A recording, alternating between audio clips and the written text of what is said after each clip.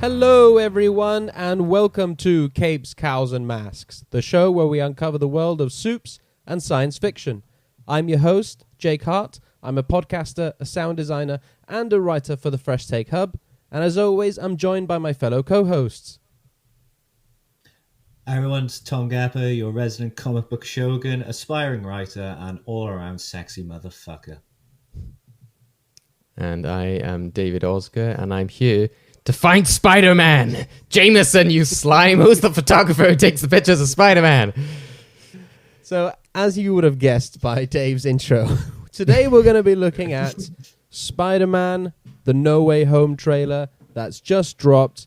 But before we do any of that, we're going to do a sort of weird hybrid news show where we're going to be covering all of the Marvel Studios stuff that was released, announced on Disney Plus Day this past Friday. But before we get into all of that geeky goodness, it's going to be a very Marvel-filled day, I feel. How are you guys? Tom, how have you been this last week? I see. Are you recovered now from your illness? Just about. Doing good this week. Just been very, very busy at work, catching up on the work that I missed from being ill. But yeah, also been catching up, getting back into comics mode again. I've been doing a DC read-through actually recently, doing a big old Crisis to Crisis read-through, which has been quite ambitious, but enjoying it a lot because I get to read some phenomenal comics. And yeah, just obviously just been spending the week as well digesting all the wonderful Marvel news we got and that amazing trailer, which I'm still shaking from a little bit. We'll get into that for sure. Dave, how about yourself? How have you been this last week? Yeah, I've been good. It's been a busy time recently with work, etc. But starting to get some balance back. And but yeah, it's been it's good doing the Eternals review the other day, and still thinking back on that film quite a lot as well. Some of the themes and everything like that. And I think again that might come up later today, which is quite interesting. So been thinking back on that, and then yeah, just looking at I'm in this sort of position now, which I'm like, okay, potentially I can start a new series. And good news, guys! Jake will be happy about this. Legion is now on Disney Plus, which I saw earlier, and I was like, I could finally watch Legion. Have you never seen it before? No. I always wanted to, but then they kept taking it on and off. It's this whole Now TV bullshit. Bring in HBO Max, in which it's just there for the rest of the time. Instead of this whole, you've got until 2 days time to watch it, and then we take it off, and then we put it back on, and then we take it off, and then we put it back on. That's no way to live your life. Man, you are in for a wild ride. Yeah, I myself has been getting back into The Witcher, getting prepared for the season 2, which comes out next month, the exact same day as Spider-Man No Way Home. But yeah, it's been fun revisiting The Witcher after doing a little bit of research and understanding more of these characters and where they are timeline wise within the series. I'm like, okay, this person's in this time frame, this person's in that time frame, and constructing it all in my head, rewatching the show. I'm like, okay, I'm enjoying this a lot more now that I have that sort of backstory and knowing where they are and then how it all comes together at the end. And they said that season 2 is going to be linear storytelling from start to finish, so I'm happy about that. But yeah, just getting more into that fantasy sort of world at the minute, I guess. So you'll be ready for Friday then when the Wheel of Time drops? Yes, I will be watching the first 3 episodes of The Wheel of Time. And I myself actually have never read those books. I know they're a huge staple in the fantasy world, but I've never tackled them myself. So I'm probably going to watch this show, at least the first season, and go, okay, is it worth my time to read the books? Because that's what I did with The Witcher. I was like, I'm going to watch the show, see if I like it enough, and then dive into the books, which I still haven't done yet. But they're on my huge to-read pile. All right, then. So let's get into the big stuff, which is the Disney Plus Day 2021. Tear up page 1, run that photo instead. Headline? Spider-Man, hero or menace? Exclusive Daily Bugle photo. Okay, so we're not going to get into what Disney announced and Pixar and Lucasfilm, because we'd be here for fucking 4 hours knowing us lot. So we're just going to cover the capes, cowls, and masks aspect of it, and that is Marvel Studios. But before we get into all the announcements and everything that came with it, I wanted to ask you guys about the actual event, quote-unquote event of Disney Plus Day. Dave, I'll start with you. What did you make of it as an event? How do you think it was executed? And, you know, especially following DC Fandom, which was just last month, and that was another big success for them. How do you think this was in retrospect to that? Well, I don't know what this Disney Plus Day that you're talking about is referring to, but I remember there was a Disney Logo Day that happened not too long ago, and that's what I feel about it. It was Disney Logo Day. Welcome to Disney Logo Day, a fantastic day for graphic designers all around the world, celebrating the great art of titles. Fair enough. That's Dave. Dave's on one today. Tom, what did you think of Disney Plus Day as an event in itself and how it was handled? Well, I'm just I'm really annoyed because I was going to make a joke about like, oh, what Disney Plus Day? But now Dave's beating me to it. God damn it, Dave. But yeah, it definitely didn't feel like an event. I mean, like, especially after Fandom, I'd feel remiss calling the Disney Plus Day an event. It was certainly a day when Disney Plus revealed things.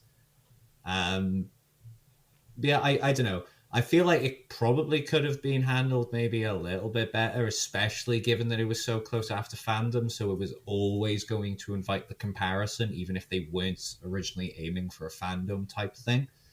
I also think just the fact that like a lot of the stuff was kind of hidden behind Disney Plus initially, which like I do get it. It was a Disney Plus event, so the subscribers get all this stuff. But if you're trying to get new subscribers, which Disney Plus has been slowing down on recently, I just don't actually know if that's the way to do it, because it's actually going to piss people off if they're like, oh, what? So if I want to see this new trailer, I've got to like pay for your service first? No way. That's just how people think. I think, yeah, there was just too many logos. Too many logos. How dare you, Tom? This is a day for graphic designers to celebrate around the world. Well, you know what? I'm just going to say it. Fuck the graphic designers, right? There were too many goddamn logos. Granted, you know, some of them did look cool. Some of them looks like, you know, just what I expected. Some of them looks like literally the comic book logos, which begs the question, why have a reveal for them? But what I will say is like the little teasers we did get, the little bits of footage we did get they hyped me up enough that like, even though I wouldn't say like I was really a fan of Disney Plus Day, but I didn't hate it either. Yeah, I think that's just my thoughts there, that they probably could have and should have done a bit better with it, and they probably could have made it maybe not Fandom levels, but I feel like they could have just done more to like celebrate this and push it out. And I know we're mostly talking about the Marvel Studios stuff, but just for the Star Wars fans out there, yes, we are also annoyed that there was so little from Star Wars. So yeah, Jake, what did you think? I don't know. I think yes, I'm definitely underwhelmed with Disney Plus Day. But in retrospect, gathering all the notes for this show and looking back at everything that they did announce, I don't know. I feel as if they still gave us a lot as a whole. Maybe if you're specifically just looking for Star Wars, it is a bit underwhelming. But, you know, Disney's a big company and Disney Plus is a big streaming service, and that there's plenty to take from Marvel Studios, Lucasfilm, Disney, Pixar, and the Nat Geo stuff as well. You know, you got Chris Hemsworth working out and doing all that extreme to the limit stuff. So, you know, that's going to bring in... That's going to bring in some subscribers and stuff like that. So I think overall it is a bit underwhelming, but it's still a bit of a success for them, you know what I mean? And like, if they did want to entice people in, that was a great week for it, because you had that $1.99 offer, that sign up and you get it for $1.99 that month. So that would have been a way of enticing people in as well. I just think the execution of this event, as we keep saying, quote unquote event, because I wouldn't quite call it an event, could have been handled a lot better. I think for journalists and pundits and people out there reporting on all this stuff. They could have done maybe what Warner Brothers and DC did and given out a schedule of like, this is what we're going to be announcing at these times, rather than everybody frantically just refreshing Twitter every 5 seconds to see what's dropped. Because there doesn't seem to be any structure to it. It was like, here's a new Ciao Alberto thing, and then here's the new Kenobi sizzle reel, and now we're going to go to Marvel for this, and then we're going to go back to Pixar. It was just very unorganized. I just kind of wish they maybe were like, from like 9 a.m. to 10 a.m. we're going to get all the Disney stuff, and then from 10 a.m. to, you know, all the Pixar stuff and stuff for that, so people could tune in at times when they wanted to and go online at times. Otherwise, everyone, like we all were just frantically like, what are you dropping? What are you dropping? And the expectations of fans as well, I think, is an issue here, because in Disney's defense, never once officially did they come out and say, we're going to be announcing a Kenobi trailer. We're going to be dropping this. We're going to be dropping that. Technically, everything that they announced that was going to drop was dropped. And that was, you know, all the stuff that was released on Disney Plus that day that we'll get into in a bit. And some of the announcements that we already knew were coming down the pipeline. It was outlets who, due to insiders, said that there's going to be so-and-so dropped on Disney Plus Day. Disney themselves never came out with say that. Granted, we're fans. We take this and we go absolutely fucking crazy with it sometimes, and we take it as sauce. Like, you know, it's got to be real. It's got to happen. And we're all there frantically. We're all making jokes. I remember I put up a picture of George Lucas just standing in the street, like waiting for the Kenobi trailer. But they never said we were going to get one. And I think that's on fan expectations, expecting too much of the company to give us all this stuff. I think we've come into a period as well as fans where we are quite spoiled. I think DC fandom was a success. It was great, but we were very spoilt with that. I think we got a lot from that we otherwise wouldn't normally get, even at Comic-Con, really. So I don't know. I think we're a bit spoiled as a fandom nowadays. So when we don't get loads of news, we're just like, oh, that's a bit underwhelming. But then when you actually take a step back and look what was announced and look what was revealed, there's still a lot to chew over, still a lot to discuss here as a fandom. So, you know, I just think as fans, we need to rein in a bit sometimes with what to expect from these big announcements. Yeah, I will say, despite me saying about like my agreements with Tom, I think my actual thoughts are that I think it is a lot on like the outlets and that kind of stuff. And if this was D23, I would be agreeing with Tom, but I think that it isn't. And, you know, yes, last year, you know, we had, I think I said about it at the time, and I've said it since, you know, it was like an investor day call, you know, it's like a financial thing that which was just turned into something else. And even with DC fandom, we do say like, oh, we were treated there, blah, blah, blah, blah. Well, you know, really, you know, it was, like we said, it was a continuation of a lot of the stuff we had last year. So, you know, what can these companies keep doing? Like, hi, we're still making Andor, you know, like, it's, you know, there's only, if you keep doing it like every year, every few months, there's not really much more you can say, especially when the pandemic has slowed down like production and stuff like that. And you don't want to have too much. Like, imagine if we had, yeah, you know, we've had our first looks at things like Moon Knight and Ms. Marvel, etc. But then imagine if it was like, oh, now here's the first look at Ironheart, here's this, there's that. And, you know, and for your average, you know, Joe Blogs, you know, they don't really even see this stuff. They don't really witness it. Obviously, for fans and stuff, they do. But often it's kind of like a machine. It's just like you're feeding the machine. Like the outlets and the journalists are all like thriving on this stuff. But a lot of the time, you know, from my experience especially, is that you're giving people all this stuff to kind of tweet about and share and everything like that, but there's no actual interaction there. It's just trending on Twitter because every outlet is talking about it. But is it actually like invigorating fans and stuff like that? You know, a lot of the time, no. You know, they don't care about, you know, concept art and stuff like that. Something like the Batman trailer, yeah, it's a trailer. People are excited by that. They're excited to see Catwoman. They're excited to see Batman. You really need to have something special to kind of stoke that kind of excitement. And I think that this is that, you know, if you had a theme to this episode, it would be the whole fan expectation thing, which you said about Jake, because I think that applies across the board in everything we're talking about. It's this idea of like, this is what we want and this is what you should give us kind of thing.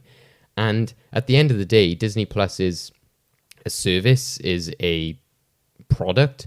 And I think the Disney Plus Day, to me, and this is what I always anticipated, which kind of turned out to be true, is just, a Black Friday kind of sale day, which, the $199 represents. So it kind of makes sense that everything that we got was kind of like, oh, here's some new features of Disney Plus. You can now watch this in IMAX. You can now stream this series. There's all these kind of stuff. Whereas the announcements and stuff should really be kept to, D23 and all of that kind of stuff. So to me, I'm not disappointed because it wasn't this day's intention to do any of that. Some of it was people's expectations.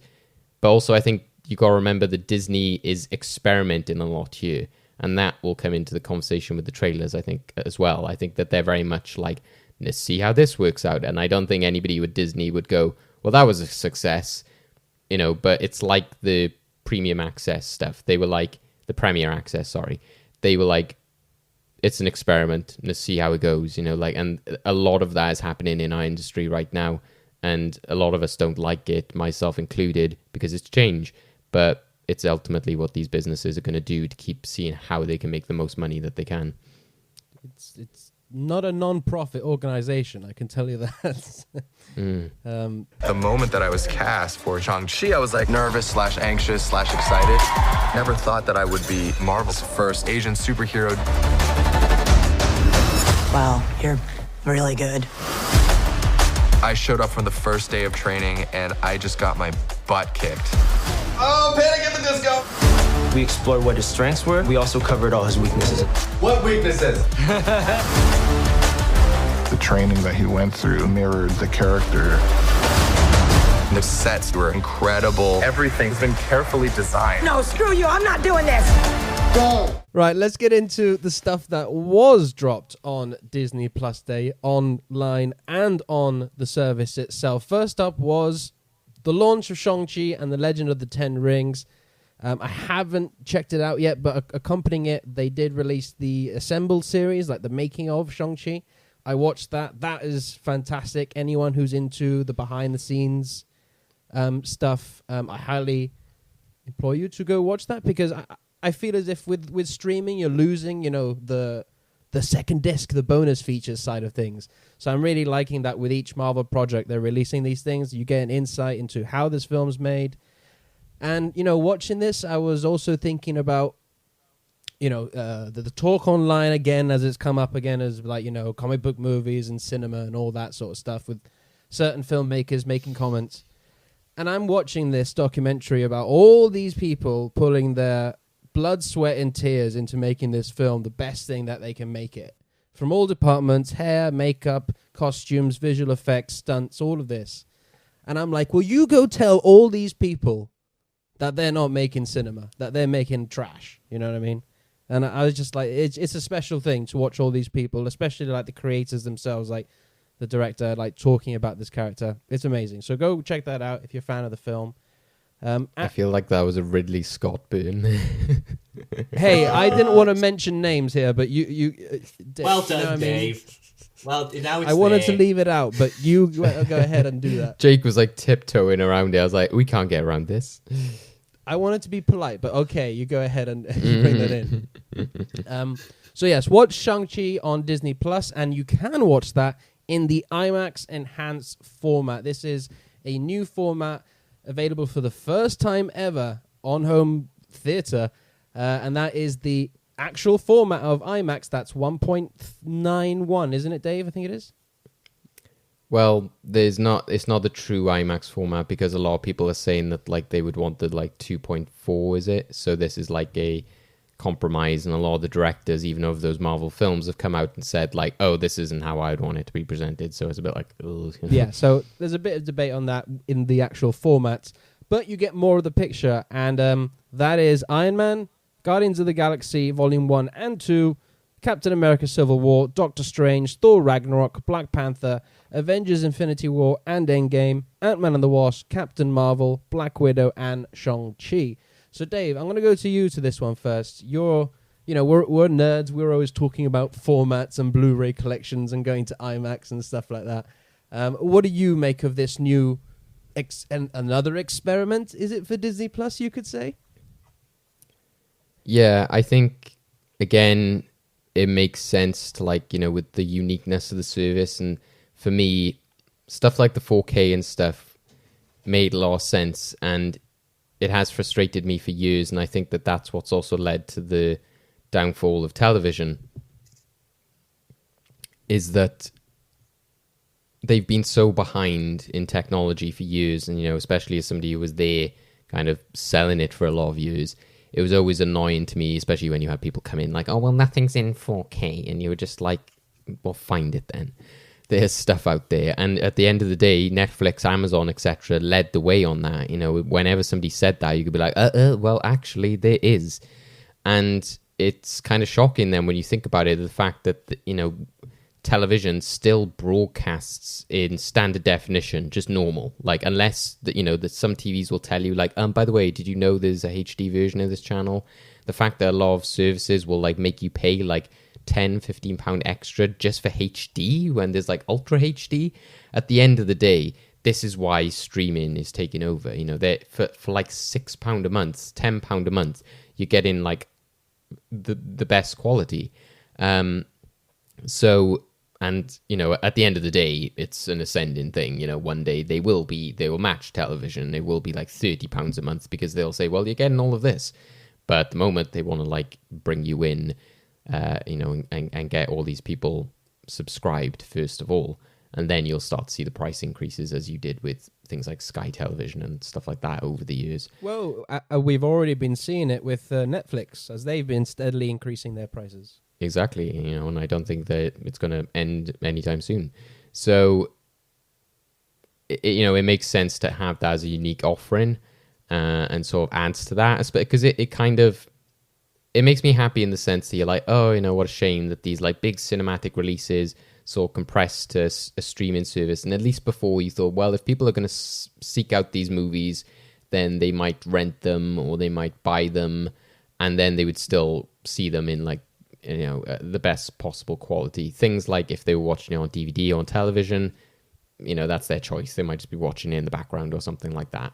But, if you're going to sit down and watch a film and, experience it, then at least I can rest easy. I can sleep well knowing that, people out there are watching it in like a premium format of some form and watching it in the best way they can. And who knows, maybe people will be like, oh, this IMAX thing is cool. I should go check out my local IMAX cinema. Because, the negative side of this for me is that I do worry about physical, Blu-rays, especially when Disney as a company has said that we're going to sort of limit, our back catalogue and things like that.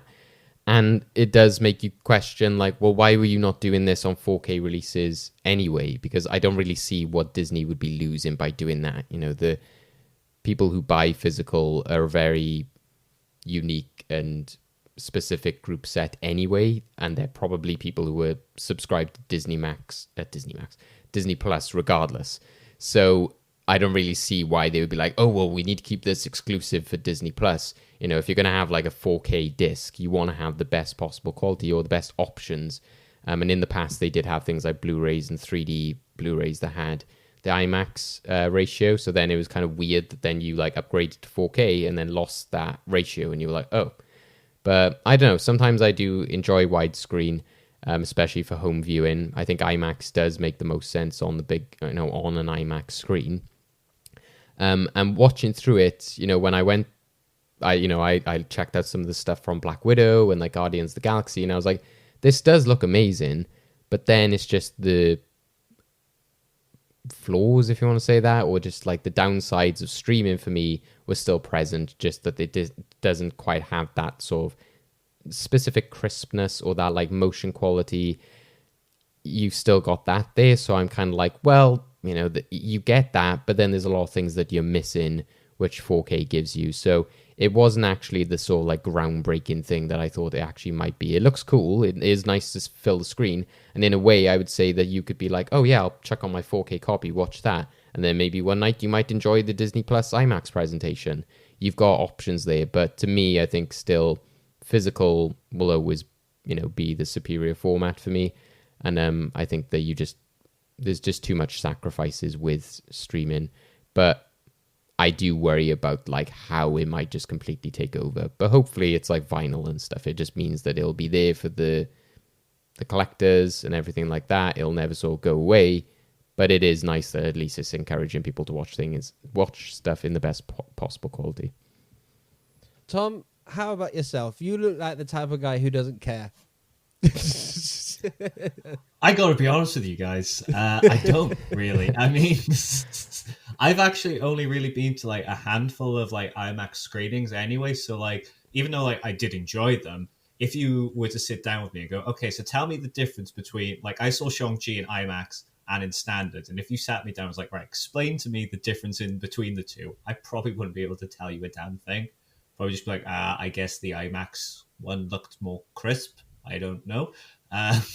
But I mean, sure. I mean, if it means people can see more of the films on their screens, then I guess that's good. But unless it's bad, I really don't know. But Shang-Chi, what a film. What a film that is. I watched that again because that dropped on Disney+. I'm just going to talk about Shang-Chi now, which I've decided after my last viewing, it is my favorite Marvel movie.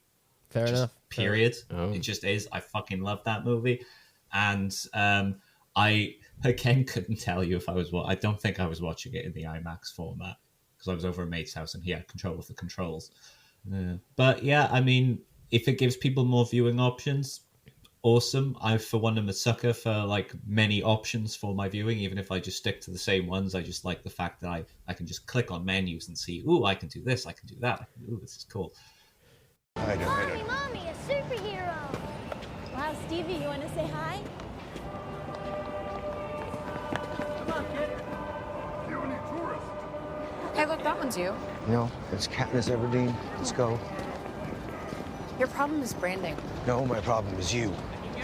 In this ninja suit, and the people are trying to kill you because of this ninja suit. The whole thing's a problem I'm going to solve today so I can go home to my family. No, it's branding. Right.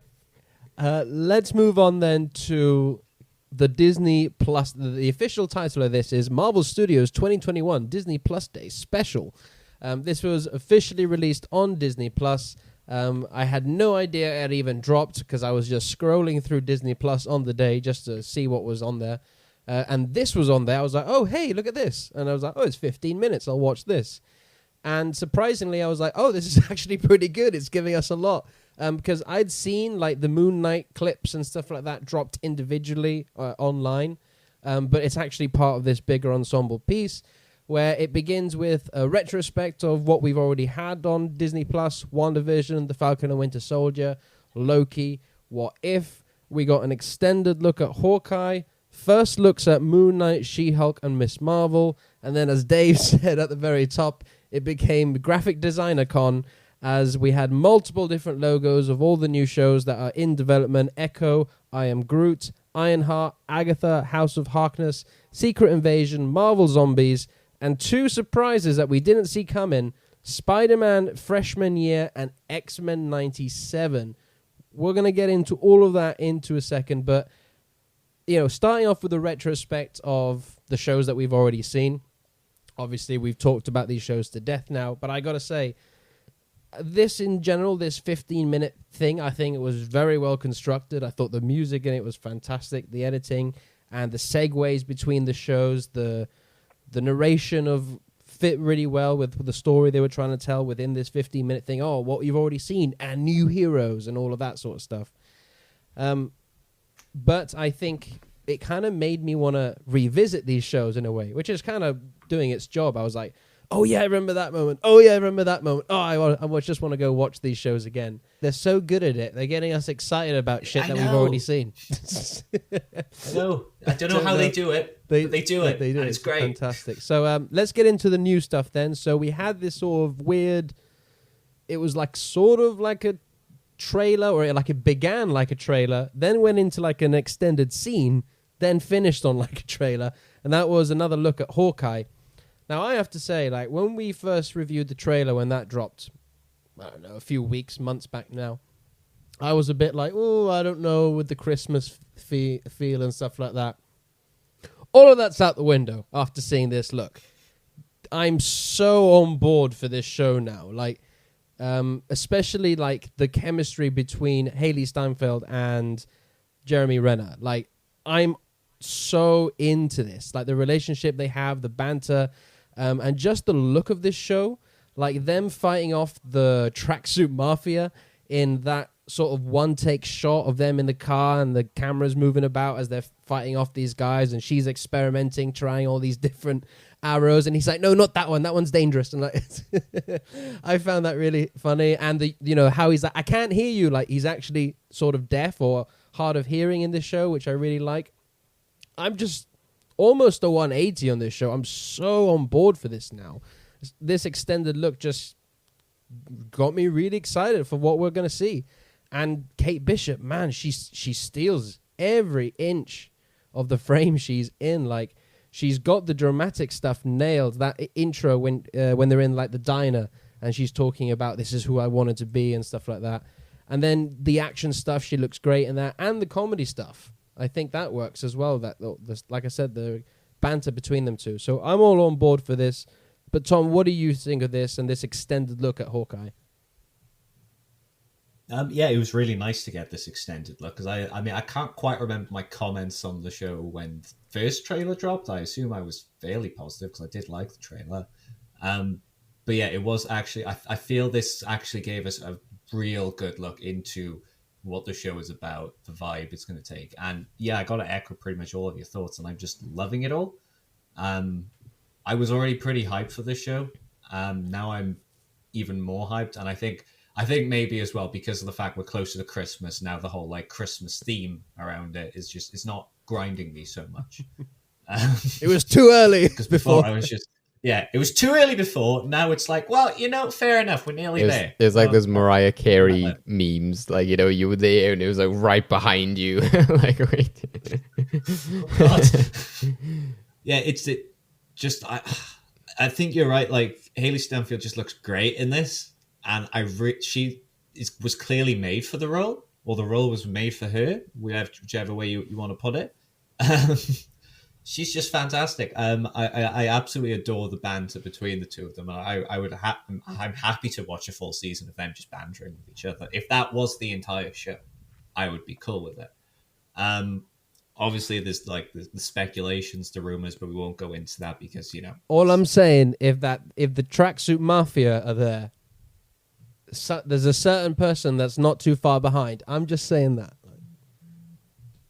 Let's you know, we were talking about fan speculation. Let's rein it chill. in. Let's chill because I'm getting excited. Yeah, just a super good looking show. I can't wait for it to drop next Wednesday, week today, when we're recording, even though this is coming out on Thursday. But yeah, so very, very excited for this, and just yeah, it'll just be great to see like everything we've seen in the trailer, but within the proper context of the show. And I'm always happy to see more Haley Stanfield, and the fact that we're getting Kate Bishop in the MCU was amazing, because actually it's quite fitting, because in the comics she kind of like, she steals, like whenever like her and Hawkeye team up, she kind of steals the scene always. So it's fitting that it's happening here as well. And we're getting Pizza Dog as well. Let's not forget Pizza Dog. Dave, what are your thoughts on this? I know you're a big fan of Haley Steinfeld. Yeah, exactly. And I think a lot of people forget, you know, this, like, she's an Oscar nominated actress for one. She was like great in True Grit, which was like her first like and big Emmy role as well. Yeah, I forgot she was in True Grit. Exactly. You're a testament to what we're talking about, Tom. You know, like I said before, I thought she was fantastic in Bumblebee. I thought she really elevated that film, and she was Gwen Stacy in Into the Spider-Verse. So, you know, she's, you know, done the cape shit as well. So yeah, I think she's fantastic. She has so much charisma and personality. When she was cast, like, I was following, like, you know, the casting news of like Hawkeye a lot more closely than other shows, because like I enjoy the character of Hawkeye, etc. And as soon as I saw that, I was like, yeah, perfect, makes so much sense. Like Tom said, you know, born to play the role. So happy to see that is all coming to fruition. And yeah, you know, I am really excited for this role. I'm a fan of Hawkeye. I've got even my Hawkeye Funko by here. So it's not so much a 180 like with Jake, because I know I had a lot of complaints and stuff about the Christmas stuff, but it wasn't so much that, you know, I wasn't excited for the show or was hating on it. I was just so like more disappointed, like, oh, this is, you know, like in many ways, along with WandaVision, like, you know, my Marvel show that I wanted to come about, and it had the elements that I wanted, but it was just so much Christmas there. So I'm glad that now that we're starting to see that peeled away, and the little glimpses that we saw in the original trailer, I felt pretty confident in. I was just sort of baffled by why they were doing the whole Christmas idea, and I still find it's a bit gimmicky that they're like, oh, it's a Christmas, make it a Christmas Marvel series, and it just makes me laugh that they're still like, oh, here's all the Hawkeye traditional artwork from the comic, but with a few like baubles and stuff like that. But at the same time, it doesn't look exactly like the original comic book cover art. So it's interesting in that sense. But yeah, I to be honest, I haven't like fully watched that extended look because now that it's so close, I don't want to watch too much of it. I kind of like saw it there and was like, oh, I'm just gonna like skip through this, Dave, actually, and get to the Moon Knight stuff. You have a podcast to cover, bro. Well, this is my point, is that I want to go into the show like more fresh. The fact that like I wasn't like as big a fan of the original trailer, I was like, you know what, this is like a good opportunity now to go in quite fresh into the show. And the fact that I think that they have done it well, in that there's like a lot we haven't seen because they've bigged up the Christmas vibes. It allows you to sort of enjoy the show and go in a bit more like empty-minded. So I kind of just want to enjoy a lot more of those moments for itself. I did watch the clip that they released, which was like the Brandon joke, which was like a separate clip on YouTube. And I think for me, that just covered it enough. Like from what I saw, like the extended look, I was like, this is kind of the same banter and everything that I enjoyed in that clip. But that clip where they're talking about like working on Hawkeye's branding just shows like the humor is like spot on for me. The banter is just perfect in that scene. She plays it so well. And then you see the rest, that plays out in the rest of the stuff that we get. Hopefully they're able to like make it work in how that they get to that stage, because obviously it might be a bit hard to buy that would just immediately be a thing. But yeah, I'm really excited just because, again, we haven't had too much of that as of yet. Obviously we had a bit like Falcon Winter Soldier, that they had the sort of like buddy element there, buddy cop kind of stuff. But this will be a good chance to have like a new sort of like dynamic in the MCU, which I'm excited by. And yeah, it looks like a really sort of like different and fresh kind of show. So it's going to be a nice surprise for December. Mm-hmm. Nice little Christmas treat for us all.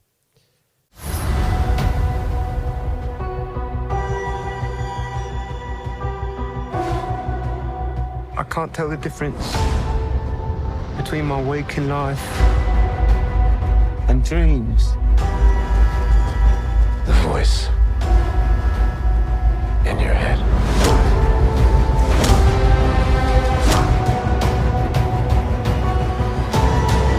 It devours you.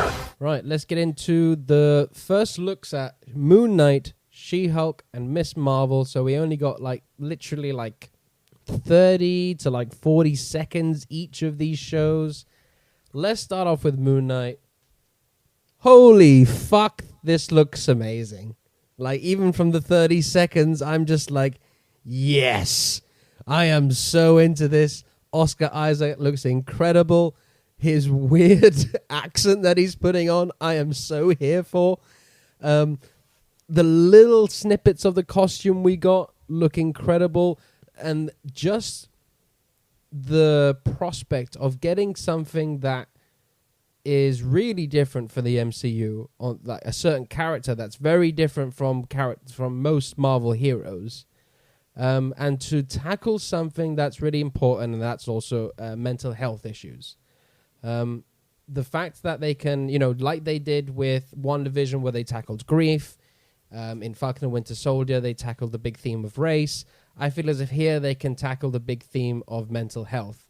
Very similar as in what the Joker did, but in a different take anyway.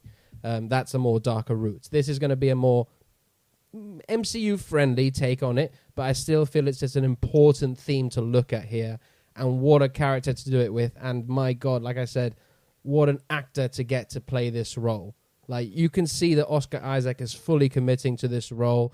The look of fear on him when he's just like running around with his bag and he's just like, oh no, what's going to happen? Like, I am so for this. And I've seen people debate like the other voice that we're hearing. That's like, oh, all these voices you're hearing inside your head. People are like, oh, that's Ethan Hawke because he's confirmed to be playing the villain. But I'm like, It could be, but it could also just be another one of Oscar Isaac's voices, because he's got multiple personalities within that head of his. So yeah, as you have not heard, I am extremely excited for this. And also, judging the way this was edited, this looks like this is the next show we're going to get after Hawkeye, because they said that Miss Marvel has been delayed. We were expecting that to come after Hawkeye. But the structure of this feature special thing seemed like, to me, this is the release order we're doing, because they did the release order of the shows we've already seen. Hawkeye's coming next, and it seems like we're getting Moon Knight, then She-Hulk, and then Miss Marvel, and then the other shows we'll talk about a bit later. But these look like the next confirmed 3 shows. Tom, I'm going to go to you. I know you're like me. You're a big fan of Moon Knight. What did you make of this little clip? Oh, the clip did so much for me. I mean, even if I wasn't a fan of Moon Knight, just seeing Oscar Isaac just running around, like, looking terrified in a white suit, just like, yeah, this is doing it for me. There was so much I loved about it, from just like, I do love that they didn't give us like a full costume reveal. Like, you had the one scene where he's kind of like kneeling on the floor, and you get a bit of a good look at the costume, and you've got that one where he's like putting his gloved hands on, and I think in that scene he's clearly not wearing the hoods and the mask anyway. So just what I think this has the potential, because as you said, Jake, I think it would be a really good show to tackle that issue of, you know, mental health, and make it like, you know, make people more aware of it, have a conversation about it. But just like, this show could potentially get like really crazy and weird. I guess it will depend on like what, like, whether they are going to end up like kind of like sticking kind of to the Marvel house style, but just making it a bit more weird, or whether they will go full in and just go, no, this is a weird ass character, let's make this a weird ass show. Maybe like you could make it like Legion levels, like crazy. You could. I don't know if Marvel would go that far. I don't know that they would. Let's remember the WandaVision is a thing which a lot of people had issue with, but you had that balance, you know, literally one episode weird as hell, the next like traditional MCU. So, you know, that. Yeah, so it definitely has the potential to get a bit crazy, and I think it actually is a good vehicle for like Marvel to experiment, because you could even have it that just like, depending on like what personality he is that day, you could just shift like the styles, and you could just have it be like a kind of weird genre bending show in a way, not like too much. So it's not like, oh, this week it's cowboys and aliens and all that shit. But you could just, you know, just like do subtle little things and just change it up, just to like really just show like how, I don't know, I just think this show has a lot of potential, and like the trailer is just, it's given me a lot of hype, and now I'm needing it now, and I'm thinking about the show constantly now. Like, I mean, I was already very hyped for it, but just seeing this trailer, I'm just like, yeah, I'm still hyped for She-Hulk, still kind of hyped for Miss Marvel, but Moon Knight, Oscar Isaac, Moon Knight, Oscar Isaac, Oscar, Moon Knight, give me it now. So yeah, that's my thoughts on Moon Knight. What about yourself, Dave? You guys are like Homer Simpson, like with the "Where's my burrito? Where's my burrito?" and then like Disney Plus like crashes on you, like, oh, like not giving it to you. I want a burrito. You know, I do agree with you guys. I think that it looks really unique, and like the costume looks fantastic. What we had seen already, kind of that Egyptian kind of mummy almost vibe, looked really cool. And you're kind of like, oh, is this going to work? And it looks fantastic. And it definitely does look like something different. And I think that it, like the other trailers, I think that it speaks volumes for the strengths of Disney Plus. And a lot of people are like, oh, you know, this is the end of like movies and stuff like that. All we'll want is like series now from now on. But I think that this stuff is kind of testament to, you know, why you would have a Moon Knight series, but not necessarily a film, but why you would still want to have like Avengers films and Spider-Man films, and, you know, even Guardians or some other rogue kind of characters. But here it does kind of like make sense, you know, even like the TV budget almost suits it, so you kind of still get that like kind of Daredevil vibe, etc. And yeah, I think my biggest concern, it's kind of like when we originally saw like WandaVision and Falcon and the Winter Soldier, when Disney Plus was getting announced, and we always saw that shot of like WandaVision, like, whoa, doing that like backwards thing, and you saw like, you know, brief glimpses of, Falcon like flying through the canyon. So for me, it's a bit like early to say like, oh yeah, I'm really loving this, because I just feel there's such a like brief glimpse. And I saw the pictures first of all, so I was kind of like it was kind of like the Kenobi concept art. You were like, oh right, cool, yeah, that looks good. That looks what I expected it to look like. So from seeing the stills, and again, this comes down to the kind of fact that they didn't put it on YouTube and Twitter, so it just didn't sort of create a story or a narrative, I guess. It's hard for me to kind of like go like, yes, this is Moon Knight, this is its own trailer, this is what happened, this is the conversation, because it was just a part of this other bigger thing. It's similar to when they announced, Disney Plus and they had that trailer. It's just a little glimpse within like a bigger project. So what I've seen, I like, but I think until we get an official trailer, that's where I'd sort of get a bigger sense of this series. I'm Jennifer Walters. I'm a normal lawyer. Well, not that normal. These transformations are triggered by anger and fear. Don't make me angry. You wouldn't like me when I'm angry. Let's talk about She-Hulk. This is, like Moon Knight, our very first look at the show. Less so than what we saw of Moon Knight. We just saw shots of Jennifer Walters walking outside the building of where she works. She says, I'm just an attorney, a normal attorney. And then, not quite a normal attorney, we see the back of her in She-Hulk. We then see her in like this, I don't know, cube contamination field thing, box scientific thing with It's Bruce a plastic Banner. prison. It's a plastic prison with Bruce Banner as full-on Professor / Smart Hulk, whatever you want to call him. And that's it. I think that's it. That's pretty much. There's that like shot of them like in a 70s kind of like. That's it. Yeah, and she's like, "You don't want to make me angry." And then in like the quick succession shot as well near the end, there's a shot of her getting out of a car in a nice dress. You see her green leg coming out, so we see that. Tom, what did you make of the footage of She-Hulk then? Yeah, I loved it. I did, because I'm really, really excited for this one. Just again, because like it's one of those ones where as soon as I heard it was like happening, I was immediately just like, oh, they could do it this way, they could do it that way, they could do this thing, that thing.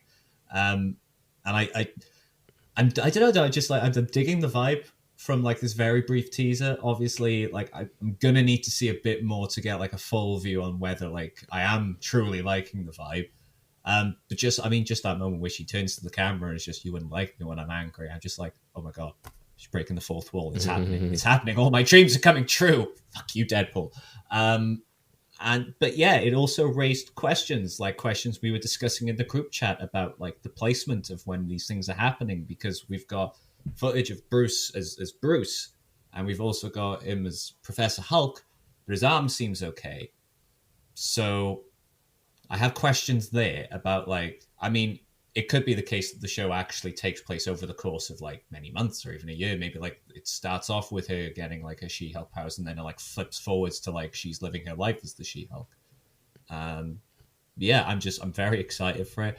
I mean, it's hard for me to judge on whether I'm liking the look of She-Hulk, just because obviously we've only seen like a brief shot of like the back of her with her arms and that one shot of her coming out the limo and you just see her leg.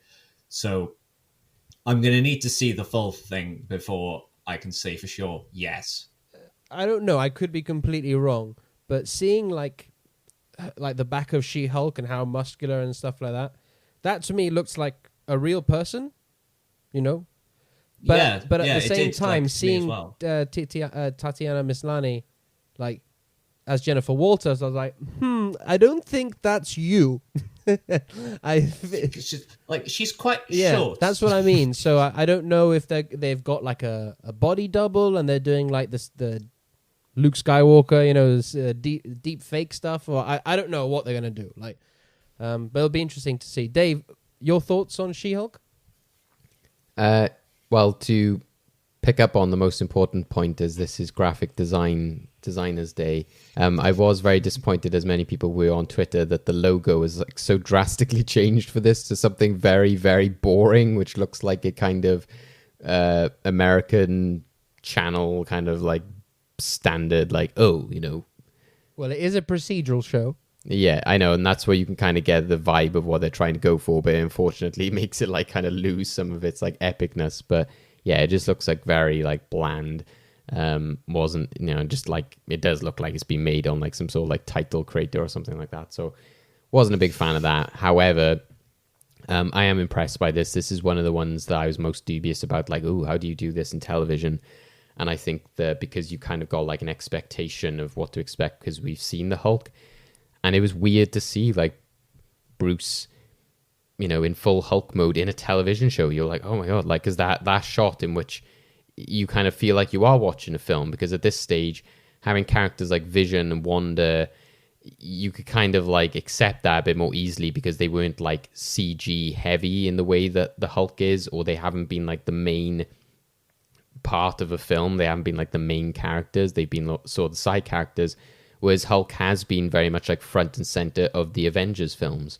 So I think it was weird to see that, and I think that kind of like shows an evolution of these shows now of going like, oh wow, we are proper in the MCU now, which I think lends itself to what Tom was talking about there, about like I don't want to get like too hung up on this kind of like what's happened to his arm, and like, because I'm like, we can't have like every project now like happen just after Endgame, because even when we were talking about like WandaVision and everything, I was like, we had already had like Spider-Man Far From Home. Yeah, there's so many like the home things that confuse me. So with Spider-Man Far From Home, that was like literally like after those events, etc. And then it's like you keep getting project after project, and you're like, okay, how many of these can literally take place? Like, how many like world-changing superhero events are literally happening like a few months after like Endgame? Which I get it, there was this energy maybe distribution by the snap and all that kind of stuff, but still, it's a bit somewhat crazy. So it'd be nice to know that some time has passed, or we get some establishment. And also I would be a bit bummed out if like the Hulk had like an injured arm for the rest of his life, like at some point I would assume that like that heals. But yeah, it would be nice to know what happens there anyway, that story. I think it's interesting that you see the two sides as well, that we potentially will go back to sort of like human Mark Ruffalo version of Bruce Banner, etc. And yeah, I think that She-Hulk looks fantastic. I think that there was that concern of like Tatiana, being a bit like, are you sure? Like, I'm not sure if she looks like the sort of like most strong, like tall woman, and that's evident in this trailer. But the shots we got of her, where you could see like her leg and everything like that, you were like, oh no, that does look kind of cool. And in some ways it kind of makes me flash back to the kind of like old Hulk series, in which you're like, it's kind of fun to have somebody there painted green and running around. So you think that is her? I think it's a person, but like you said, I don't know if it is her, but I appreciate that it does seem to be a Gamora kind of like, painting somebody green rather than having like the Hulk, which is like just CG. So, yeah, as to whether it's actually her, would be interesting actually if they can't, like somebody else played her, because from my experience of She-Hulk, she does very much, well, I don't, obviously she becomes a very different person when she is She-Hulk, like she does like turn, much larger and everything like that. So it'd be interesting if they went quite far with that and literally being like, oh, she actually changes her face and everything. Or like you said, Jake, whether it's more of a CGI kind of thing, but I was just scared of like, oh, on a TV budget, can we kind of do this CG character walking around all the time? But now it looks like it's more of a Gamora kind of like practical thing. Then, yeah, I'm more... Now my question is like, oh, well, how do you do the change in body type and everything like that? So that will be interesting. But from what I've seen anyway, it's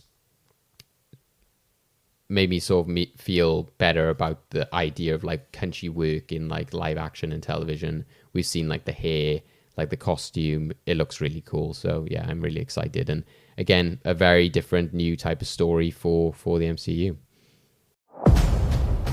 Kamala, let's talk about you. It's not really the brown girls from Jersey City who save the world. Maybe now they do. I got this, right? Totally.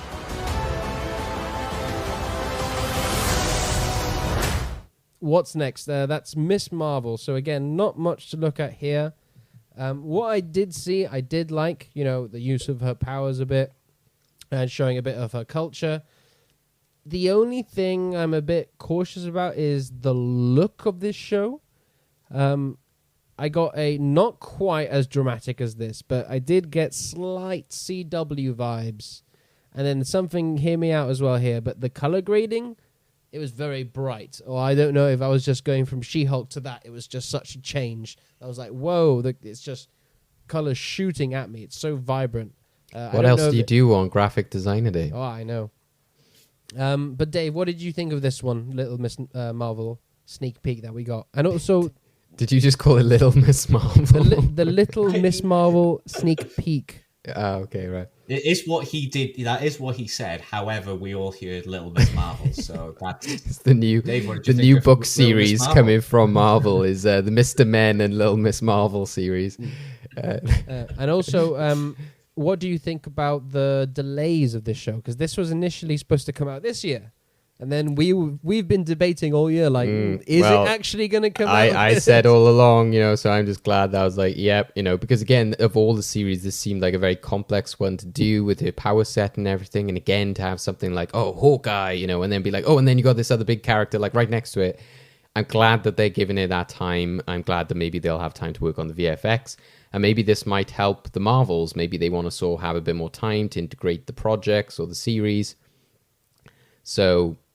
as we've mentioned a lot with reshoots and all that kind of stuff, if that's what it is, or it might just be CG, it might just be that the VFX houses around the world are just on fire because they're like, how many of these shows and like films can we do? So yeah, to me, I'm glad, space these out. We had like, a full year last year with all of these shows. So I don't mind too much with that. It's not like they're like, oh, you won't have another Disney Plus show for an entire year or anything like that. So we'll have stuff in between to keep us occupied. So, spend the time on it. But what we have seen, again, it was more than I expected because at this stage we have got used to kind of seeing her in that Captain Marvel Halloween sort of costume and stuff like that. You kind of just becomes part of the norm. You're kind of used to seeing it. But then you watch the snippet and you're like, oh, actually, there was a bit more there than I was expecting. And yeah, I don't know if I agree with like the CW-esqueness. Like, I'll agree that it is like brighter, more colorful, but I think the stuff you see of them, like when they're like in like worship and all of that kind of stuff, all of that kind of looked, very like filmic to me. And I think, again, because you're dealing with like a younger cast and younger characters, it would also make sense that you're maybe not so much going for CW vibes, but you would go for a kind of like high school, bright, kind of like teen drama look in that way. Because I don't think, you shouldn't dress this to be something that it isn't. And that, at the end of the day, Kamala Khan is, like a teenager. So it's good that they're kind of embracing that. And that you'll have projects, like we said, like Moon Knight and Hawkeye, which will be very different to that, which hopefully keeps like the arseholes, away from projects like this on like dumping on it too harshly. But also, yeah, I just appreciated with this that they were, like that they're bringing in the themes so much into this. The fact that she says like, oh, girls like me aren't usually superheroes, and she's bringing in, the heritage and stuff like so much into it and talking about that. It just seems like it's going to be really refreshing and different. And she's right, we haven't seen that within any superhero projects really on the big screen.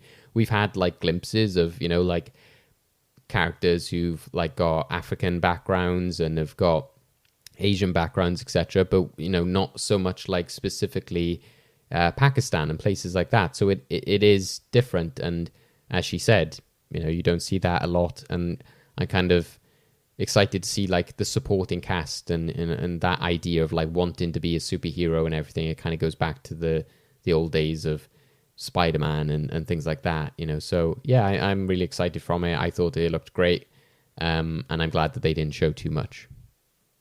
Tom, how about yourself? What do you think of Miss Marvel? I know that you've been slightly hesitant about this series.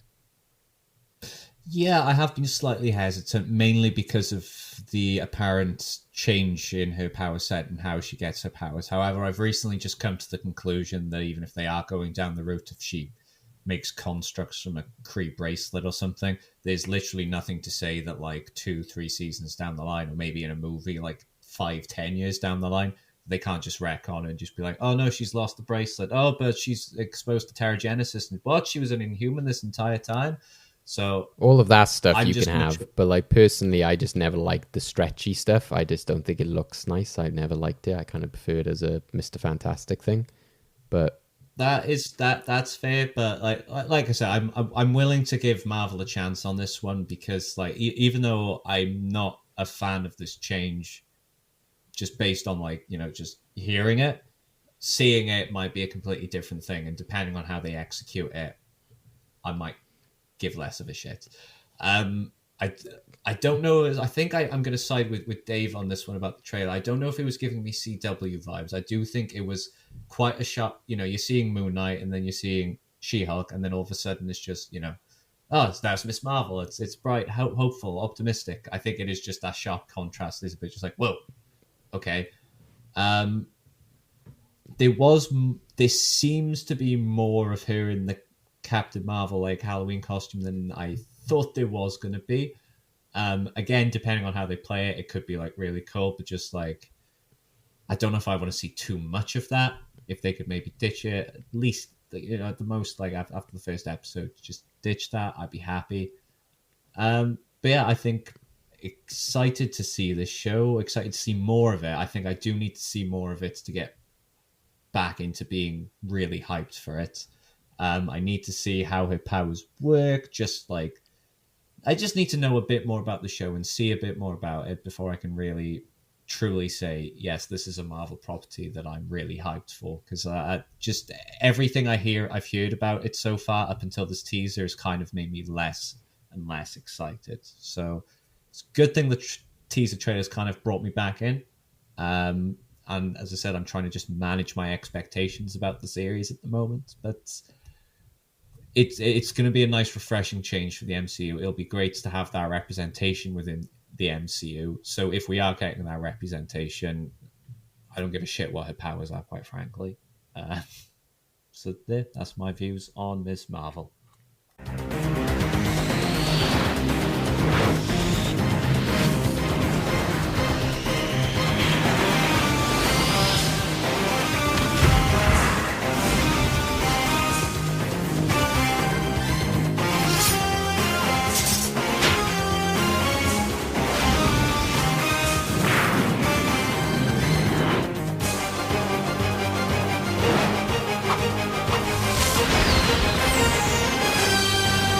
After that, we get an onslaught of logos. Now, Dave, no snarkiness here, please, with this section. So we got logos for Echo, I Am Groot, Ironheart, Agatha, House of Harkness, Secret Invasion, Marvel Zombies, Spider-Man Freshman Year, and X-Men 97. Now, two of these we're definitely going to discuss, and that is Spider-Man Freshman Year and X-Men 97. But apart from that, Dave, is there any other of these shows that are interesting to you? I know that it was already broken a few weeks back that we're getting the Agatha show, but we got the reveal of the name and the logo. I thought it was kind of cool. Although I did, with June coming out, I just kept on reading it as House Harkonnen. House of Harkonnen.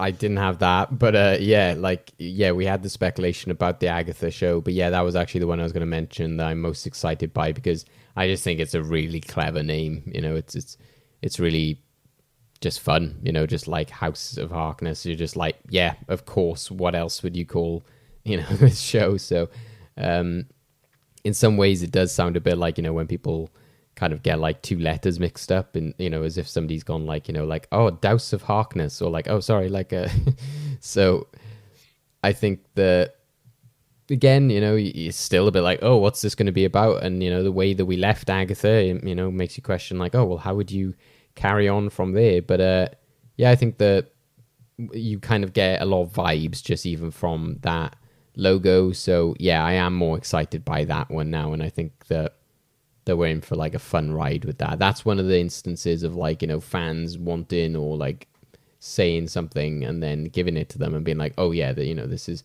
it doesn't feel like pandering too much, which I think is good. So yeah, that was definitely the one that I was most excited by. I think obviously something like Echo, you just need to see the Hawkeye series before you can get really excited for that. The same, I think the same with like Ironheart and Armor Wars and all that. It's like we still don't really know what those shows are going to be about, but Tom, before we get into these 2 animated shows, any of the others stick out to you? Well, I'm quite excited for Echo because of the speculative implications. Calm down, Tom. Calm down. Calm down. I'm calm. I'm excited for Ironheart because I love Ironheart as a character. Obviously, same as you, I'm really going to need to actually like see something, whether it's like, because whether we see more Armor Wars or whether when we eventually get trailers for Ironheart. It's a bit difficult right now to say like, oh, I'm hyped for this because I don't know anything about the show, like what it's going to be about, who the villain is, what the motivations are, what's the story they're trying to tell. Right, let's get into the 2 animated shows that caught everyone by surprise. I have to say, nobody saw this coming. First up is Spider-Man Freshman Year. It's going to be an animated series that, quote, follows Peter Parker on his way to becoming Spider-Man in the MCU, with a journey unlike we've ever seen and a style that celebrates the character's early comic book roots. So, talking about animation style, that gives me an inclination that it's going to be a different animation style to what we've seen in What If, possibly, and even a 2D, possibly, fingers crossed, a 2D cartoon in this day and age would be fantastic. And it would also, in a way, honor all the previous 2D Spider-Man cartoons that have come before it. But this is very exciting because it's set in the MCU. It's obviously based off Tom Holland's Spider-Man. Still unclear whether or not he's going to be voicing the character in the series. But it's going to explore his origin, and you know what that means? We might get Uncle Ben in the MCU. I'm not saying that's what we're going to get, but it's definitely a big possibility. So we're all huge Spider-Man fans here, but sorry, Tom, I'm going to have to go to Dave on this one first, as I know he is Spider-Man through and through. That's his boy. What are you excited by this, Dave? And did you see this coming as well? Well, the project, the series that it gives me massive vibes from might just be from the era or something like that, of that, the whole high school thing. But if we can just take a moment's silence for Spectacular Spider-Man, rest in peace. Like a big tragedy of television, that was like cancelled. And so kind of seeing something like this, especially when it's alongside X-Men, which is like a beloved franchise that's been rebooted, you're like, oh yeah, and then you're like, oh wait, no, like it's not that. But because that series took so much, it was based so much in high school, etc., it's hard not to think of that. It makes sense, Spider-Man often, like, they love to do the high school shenanigans and that kind of stuff. I'm not sure if they're like a Spider-Man story you've never seen, and you're like, really? Like, I'm not sure if you can say that, especially when it's his origin. But I don't know, I'm not sure about this idea of like telling an origin story that your film wasn't able to do in an animated show. I get the the reasons of not wanting to tell the Spider-Man origins again. I think they were right to not do that in his film. But I don't know, some of my issues with the Spider-Man films in the MCU, it's kind of like, if they're just going to like chuck Uncle Ben in like an animated series, it's the same as what people say with chucking Pixar films on streaming and not putting them in the cinema. It's just like, well, does that mean that, Uncle Ben doesn't deserve to be in a film and that kind of stuff? And the fact that, and we'll maybe get into this with the trailer, but, the film trailer, but it's like, you haven't mentioned him even up till this stage, so it kind of almost seems weird that then you would potentially show why he meant so much to Peter and how much of an impact he had, and then Peter would just go around the rest of his life not even like talking about him, actually finding a different father figure and idolizing him instead. So it's like, I don't know, you might be cornering yourself into kind of a stickier situation there. You might get caught on your own web. So I don't know. Yeah, I just not sure about this idea of telling MCU origin stories and filling the gaps in that way in like animation and stuff. I think it would be, I don't know, a bit. I think something like I Am Groot or something you can get away with, but. And something like, again, like WandaVision, it's very much just carrying on that story, and it's the same characters, the same, they're physically there, etc. Whereas this, there might just be that disconnect, especially because if Tom Holland wasn't in What If, which a lot of the actors did come back, I'm not sure if he would, but maybe because he's like, oh, this is actually definitely my Spider-Man. I don't want anybody else playing it. But yeah, I don't know. I think I'd be more excited if it was its own thing. If they had said like, oh, Spider-Man freshman year, a new Spider-Man animated series, I would have been like, yeah, sounds awesome. Can't wait to see this new incarnation. But actually saying like, oh, it's the MCU one, and be like, oh, like I feel like I've been introduced and seen that, and especially now the fact that we're getting a third film which might wrap all of that up, and be like, seems a bit too little, too late in a way. So yeah, I don't know. Some aspects of it I'm excited for. I love, like Spider-Man again, like animated series, etc. He's not had a great outing in the animation recently. He's been very much used, as he has in the films, as a tool to kind of just bring in Avengers and different characters and all of that kind of stuff. But, it could be a good chance to kind of take him back to his roots and, honor things like Spectacular Spider-Man and maybe make it its own thing. And then it would just sort of tentatively be telling you the backstory. Kind of like something like the 2D Clone Wars series did back in the day. Fair enough. Tom, what are your thoughts on this new Spider-Man animated series? Well, I was hyped for it, but then Dave made like an alarming amount of sense, and now I'm sad. Don't let him kill your hype, Tom. No, it's not killed, but it's just like he is making a lot of sense. Like I was initially like hyped about the fact that we might, get to see like Uncle Ben in some way. We might get like some more idea about how Peter became Spider-Man within the confines of the MCU. But then Dave is quite right, because it would be weird then if it's just like, yeah, we're showing you now how much Uncle Ben truly meant to Peter. And that is why he never mentioned him again, apart from that alternate universe in that What If episodes. Yeah, that kind of... Yeah, I guess it kind of rubs me the wrong way a little bit. But I don't know if I agree that I would have been like happier about the show if they'd said that like, oh yeah, this is its own thing. I'll be honest, if they'd said like, this is its own thing, not connected to the MCU, I probably wouldn't have watched it. I'm not going to lie to you. I'm really not going to lie to you. I probably wouldn't have watched it. And that's not because I'm like, oh, it's not the MCU, so I don't give a shit. I mean, it kind of partially is, but it also is just like, I just don't. I watch a lot of animation, but I don't watch a lot of animation. So it's probably going to be one of those shows where I would have just been like, oh, I'll watch it eventually, and then probably never would. So the fact that this is in the MCU does mean that I am going to end up watching this show, because I will need to understand how it fits in. that's how the MCU gets me. It's just like, oh, we're doing this thing, and I'm like, it counts. It all counts. I need to know. Let's move on to the next one, which is something which is unsure if it's part of the MCU or not. It'd be fascinating to find out where they're actually going with this. But remember that janky 90s X-Men animated show that everyone loves? Well, they're reviving that. It's coming back, titled X-Men 97. The series is going to be revived in 2023, and The Wrap has reported that it's going to be picking up where the original series left off, and many of the same voice actors are returning, including Cal Dodd as Wolverine, Lenore Zan as Rogue, and George Buza as Beast, and more of the original cast as well.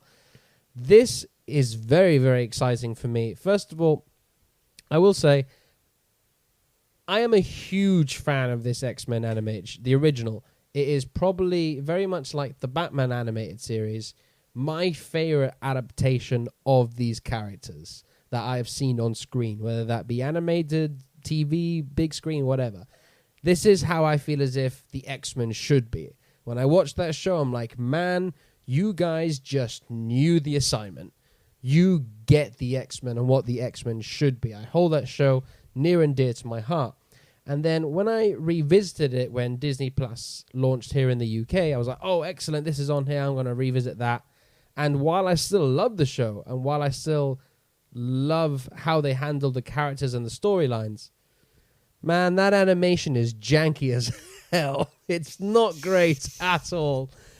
So if they're using this opportunity to revive this show and follow up on it, still keeping the core themes of what the show was talking about, how they handle the characters and storylines, but make the animation way better, but still keep to that sort of style in a way, the same aesthetic and visuals of the characters, I feel we're in for a real treat here.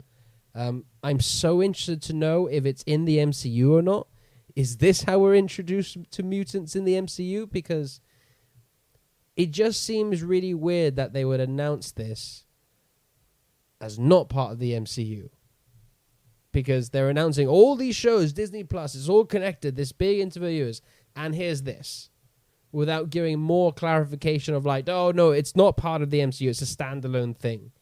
I don't know, I'm just throwing that out there. But Tom, what do you make of this? I know you love your mutants. Are you happy to see them back in some way or form like this? Yeah, I am so fucking happy. This was the highlight of the day for me, if anything. Like, of all the Disney Plus announcements, this was the one that grabbed my attention. It was just making me go to everyone, look at this! Look at this logo! It's happening! It's X-Men! We're getting more X-Men! Oh my god. I immediately started rewatching the animated series. I agree, it is janky as shit, but I still love it. It just, when I first heard that theme song again, I was just transported. I was just so happy. But yeah, I'm gonna be excited to see where this picks up from. Where they pick up off. 96, I assume. What was that?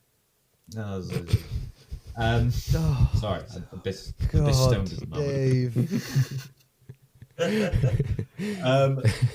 But yeah, just because I'm excited just to see the cast again. Well, not to see the cast again. God, I'm stoned today. I'm really excited to hear the cast again. The fact that most, if not all of them, are coming back. I'm liking like all the writers they're getting onto the show. Just excited to see the X-Men again. But it's a flip on the Spider-Man one where I'll actually probably be mad if they somehow make this part of the MCU. I kind of want them to keep this as its own thing. And I think of it as a way of maybe them... Because I still think it's going to be, as we've said, a while before they introduce the mutants into the MCU. It could just be a way of them like being able to test out various different mutants and see which ones people like are so excited about when they show up in the show. Just so they can be like, okay, so they like that character, so we'll put him in the live action as well. And they really like Warpath, so let's put Warpath in there as well.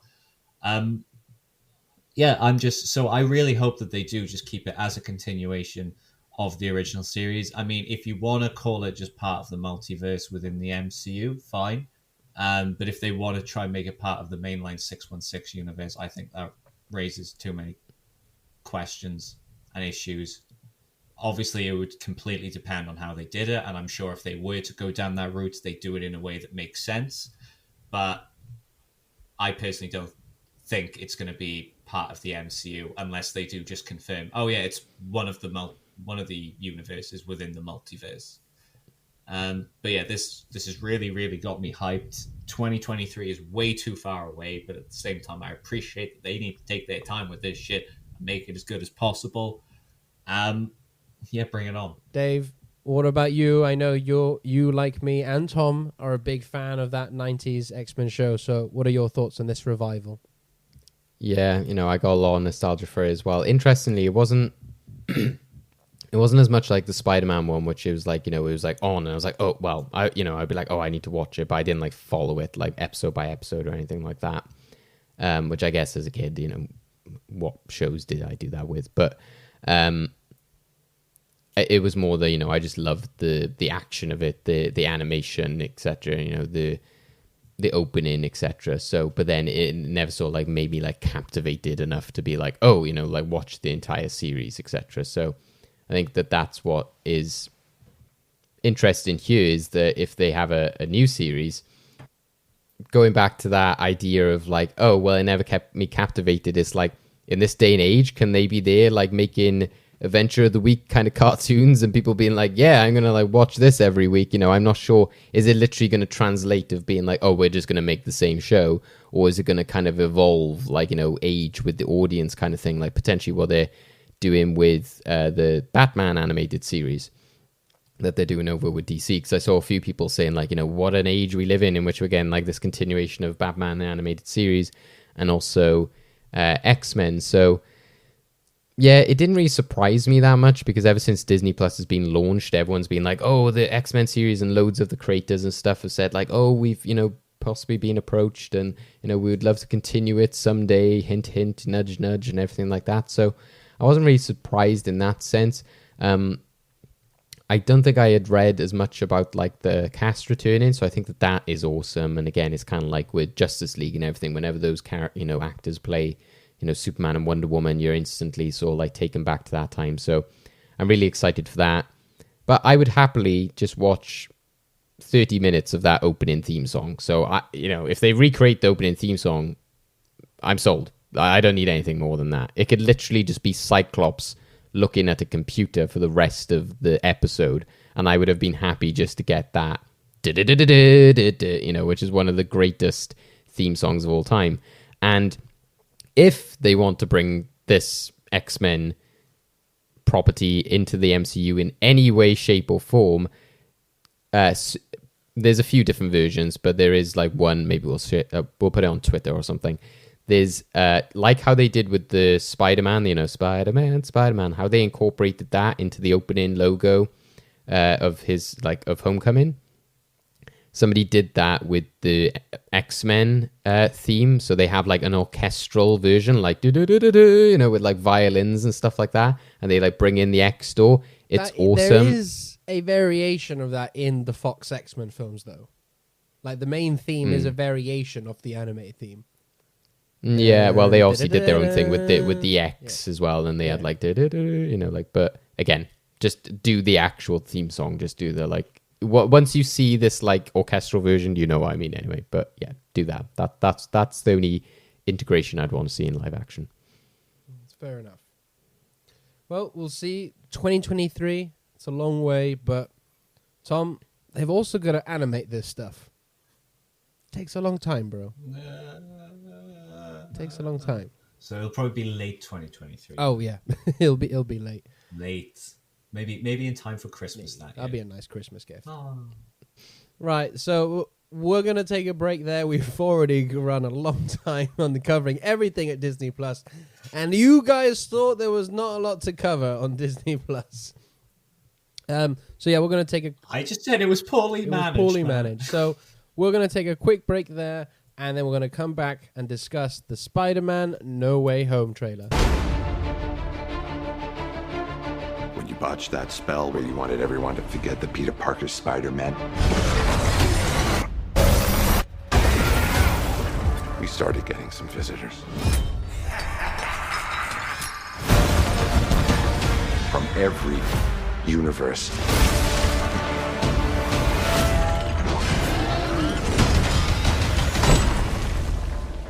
Hello, Peter. We're just over a month away from the release of Spider-Man No Way Home.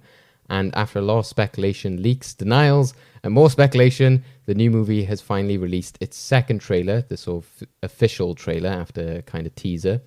And it's enough to make the wait for the film's release even harder because No Way Home cannot come soon enough. So the new trailer doubles down on the number of bad guys that we were teased with the first time around. We get a much better look at Alfred Molina's as Dr. Otto Gunther Octavius, aka Doc Ock, who seems a little befuddled by this new Peter Parker he clearly doesn't recognize.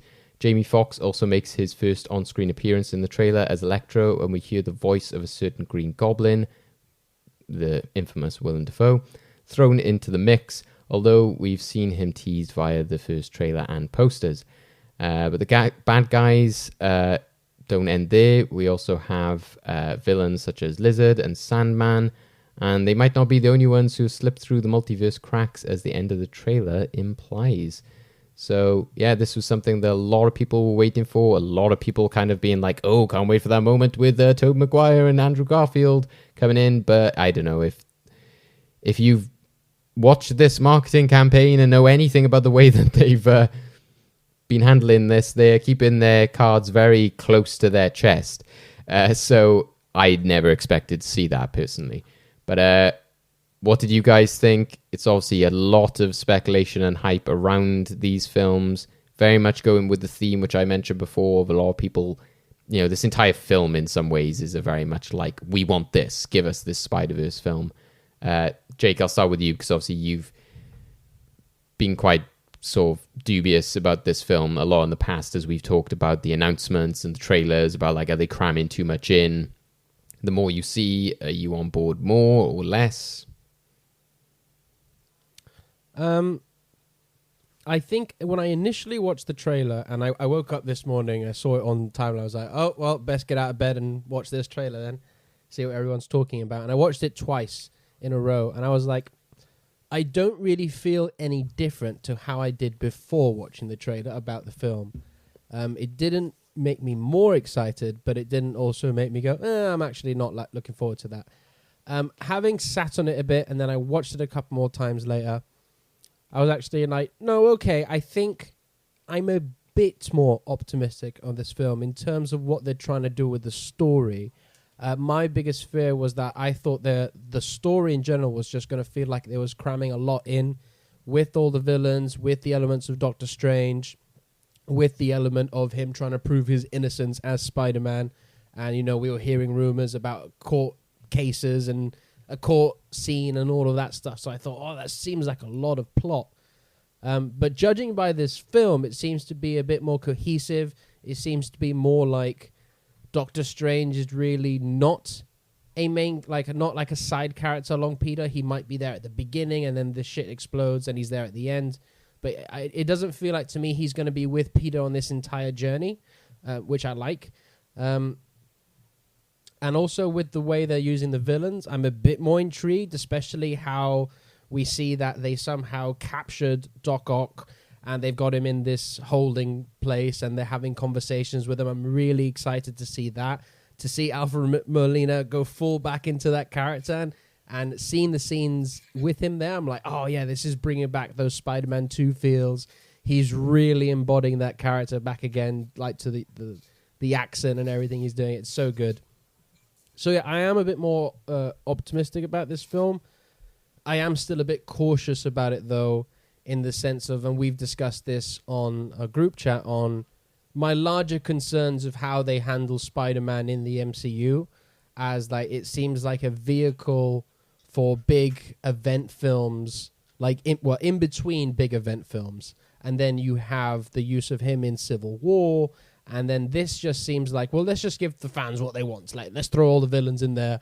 And then they obviously haven't shown it in the trailer, but I think we can all pretty much pretty confident that we're going to see Tobey Maguire and Andrew Garfield in this film. I mean, I'd be absolutely surprised if they didn't, and I would absolutely love it if they actually didn't show up. That would be the biggest troll ever. So yeah, it seems very much, let's just give the fans what they want. Let's make Spider-Man this big Spider-Verse film. The animated film was very successful. Let's do all this. So I'm still cautious on that front. But other than that, yes, my fears of it are sided a bit. Like, it does look, the story that I thought was going to be maybe a bit too much looks a bit more cohesive.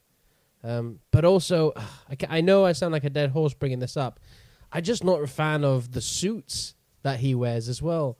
Like all these metallic looking gold and shiny red suits. I'm just a bit like, it's just not for me. That's not Spider-Man for me. I want a more like grounded suit where he actually has made, and if it gets ripped, you see the rips that he has to sew back up and that sort of stuff. So yeah, I'm a bit tired of the tech shtick revolving Spider-Man, but I understand that's what they've set up for this Spider-Man in the MCU. So yeah, still same sort of wavelength, but a bit more optimistic about it. But we'll see what happens. I'm sure we'll discuss this a bit more as we go along. Tom, you're very much on like the opposite scale in many ways to Jake here. What did you think? And what was your feelings going in? Because like to refresh our memories about what you thought about the teaser. Well, the first teaser, I was a fan of it, but I did have some issues. I definitely shared some issues with Jake about like there being a lot of things to cram into this film, and I did have concerns. I was always more on the like more optimistic side, just because like you're saying about giving the fans what they wanted. Hi, I'm the fan. This is kind of actually what I wanted. What I will say is just like going into this trailer. So it was basically, it got a bit late last night, and I was like, I may as well stay up for the trailer at this point now. So I did, and I absolutely loved this trailer. I still have a couple of little issues with it, which I'll get into, but overall, it really got me fully on board with the hype train. I'll tell you which moment did it. It was that shot of Sandman, Lizard, and Electro all going towards Peter Parker and that big they're about to have a fight scene. When that came on in the trailer, when I was watching it for the first time, the feelings I had, I'm not sure I can adequately describe them, because I was just like, my God, this is exactly what I wanted. And like I said, I had a couple of little issues with the trailer. I thought some of the VFX in it didn't quite look that polished. I was saying to Jake before, I didn't like how they gave us the faraway shot of Green Goblin coming out of the smoke to then have another shot later on in the trailer closer up of him coming out of the smoke. I felt that was really dumb. I enjoyed the whole bit where you can see the spider armor forming onto Doc Ock's arms, because that was a theory a lot of people had. They were just like, oh my God, Doc Ock's going to come. He's going to destroy that god-awful Iron Spider suit, and he's going to steal its powers. And I was just like, oh, I hope, that could actually be cool if it happens. And then seeing the trailer, I was like, so that's literally what happens. Okay, fantastic. I'm agreeing with Jake as well with just I don't like the look of that black and gold costume he has. And it's like his magic costume. Yeah, I don't like this whole aspect of just being let's put Spider-Man in any other costume than his normal costume. Let's just give the fans what they want, except that particular thing. Obviously, there was no Toby or Andrew within the trailer. However, I will point out very quickly, interestingly, Brazil had a slightly different trailer, and on that shot I specified, where the three villains are coming up against Spider-Man, in that trailer they get a bit more of it, and you see Lizard it looks like Lizard's being punched by nothing. So a lot of us are currently speculating they just rubbed out Toby or Andrew from that part of the trailer. We don't know, because let's be fair to both Marvel and the actors, they have been saying pretty much all year that they're not in it. So if they're not in it, fair play. We've been trolls to the maximum. But just to close off my thoughts, love the trailer. As I said, a few issues, but the trailer didn't need to be perfect. They literally just needed to give us a trailer. The hype for this, I said this on Twitter earlier, the hype for this film is so unreal, and it's driven by so much more than just the marketing. Comparatively, if you think about it, they've not actually needed to market this film that much, because it's constantly being talked about. Even if it's in bad ways, even if people are ragging on the trailer, they're still talking about it. And I guarantee you, a lot of these people ragging on the trailer, they're still going to go and see the film. Oh, hearing Willem Dafoe's voice as well. Just so much nostalgia there, and I'm just imagining him in this film. My criticism, though, is that when we see the shot of him coming out, I'm just look, Sam Raimi and Willem Dafoe managed to do it in 2002 with a practical glider and a fucking suit. Why is he all CGI? I get it. This is part of modern filmmaking nowadays, but I'm at least make a bit of effort. At least be look, we got the original suit or something like that, or we modified the original suit.